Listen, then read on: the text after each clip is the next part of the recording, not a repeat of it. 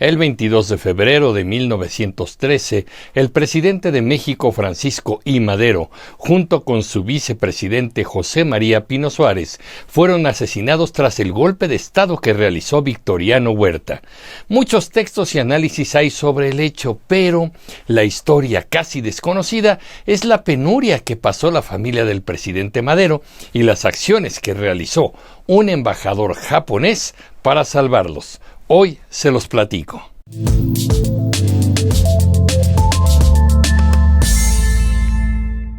Para tener claro el panorama necesitamos un poco de contexto.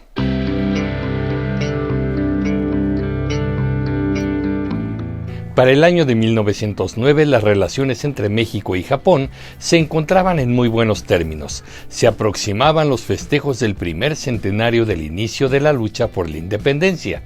En esos días llegó a México un diplomático japonés llamado Horiguchi Kumaichi.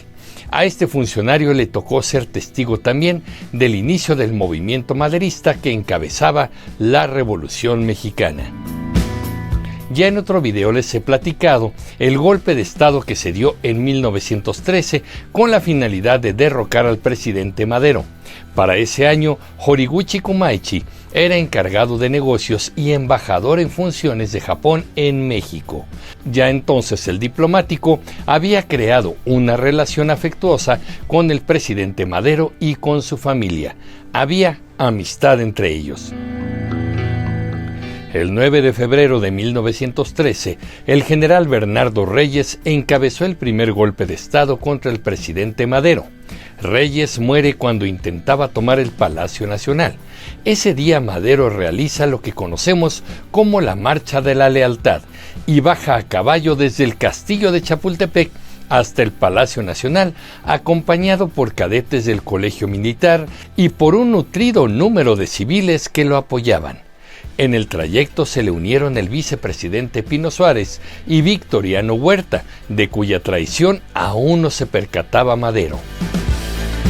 El relato de lo que ocurrió con el embajador japonés es rescatado de sus propios diarios en un libro de la autoría del ex embajador de México en Japón, Carlos Almada, titulado Un samurái en la Revolución Mexicana, de la editorial Debate. Era domingo, y el embajador Horiguchi Kumaichi, al enterarse del intento de golpe de Estado, lo primero que hace es ir al castillo de Chapultepec a ver a doña Sara Pérez de Madero. La presencia del diplomático es reconfortante para la esposa del presidente y una muestra de solidaridad. En ese momento inicia el periodo funesto que conocemos como la Decena Trágica, debido a que son 10 días de batallas y sucesos graves que terminarían con el asesinato de Madero y Pino Suárez. Estos enfrentamientos provocaron la muerte de 5,000 personas. La esposa del presidente Madero y el embajador japonés pensaban esa mañana que las cosas no serían tan graves. Sin embargo, al recrudecerse los enfrentamientos, el diplomático consideró que la familia del presidente corría peligro. Así, por la tarde de ese 9 de febrero, doña Sara Pérez de Madero, los padres del presidente y sus hermanas se presentaron en las instalaciones de la legación de Japón para pedir asilo. Ya se decía que los querían asesinar a todos.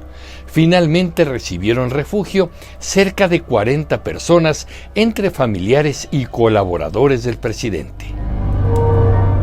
Horiguchi Kumaichi los recibió por razones humanitarias. Fue muy riesgoso para él mismo, ya que aunque no le mintió a su gobierno sobre lo que estaba haciendo, no le dijo toda la verdad. Por ejemplo, no le transmitió al gobierno japonés toda la realidad de la intensidad de la guerra que se estaba viviendo en la capital mexicana. Si lo hubiera hecho, probablemente su cancillería le hubiese ordenado no continuar con el asilo a la familia Madero. Incluso llevó a cabo una acción interesante. Convocó a la comunidad japonesa residente en México, en concreto 3 docenas de personas, a que pasaran los siguientes días protegiendo con sus escopetas y sus sables japoneses conocidos como katanas a la familia Madero en la sede diplomática.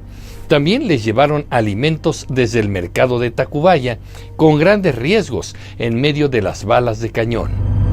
Del 9 al 18 de febrero de 1913, los sublevados realizaron acciones que buscaban sembrar el terror en la ciudad. El general Félix Díaz, sobrino de Porfirio Díaz, y el general Manuel Mondragón bombardearon de manera indiscriminada los barrios más pobres de la capital. Lo que se buscaba es que la angustia en la población presionara para propiciar la renuncia del presidente. Como ya les dije, hubo más de 5,000 muertos. Los cadáveres se veían esparcidos en el zócalo de la ciudad, mientras otros eran incinerados en los campos de Balbuena. Los caballos corrían heridos por las calles y empezaron a escasear los alimentos. Lo hacían a sangre fría para provocar el caos. Ya les había platicado que en ese momento las relaciones del mundo con el gobierno de Madero eran muy disparejas. El embajador de Estados Unidos, Henry Lane, era hostil a Madero y conspiraba en ese golpe de Estado. Los diplomáticos representantes de Alemania e Inglaterra también estaban contra Madero. Por el contrario, quienes apoyaban a Madero y actuaron de forma humanitaria con su familia fueron los embajadores de Chile, Cuba y Japón. De hecho, gracias a las acciones coordinadas entre Japón, Cuba y Chile, la familia del presidente logró salir sana y salva del país después del asesinato del mandatario el 22 de febrero de 1913.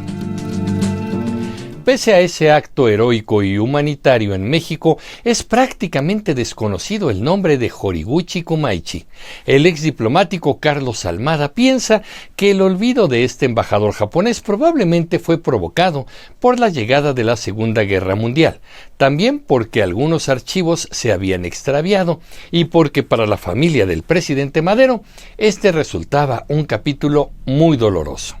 El año de 1934, el periódico El Universal publicó íntegramente el diario de Kumaichi en lo referente a la decena trágica.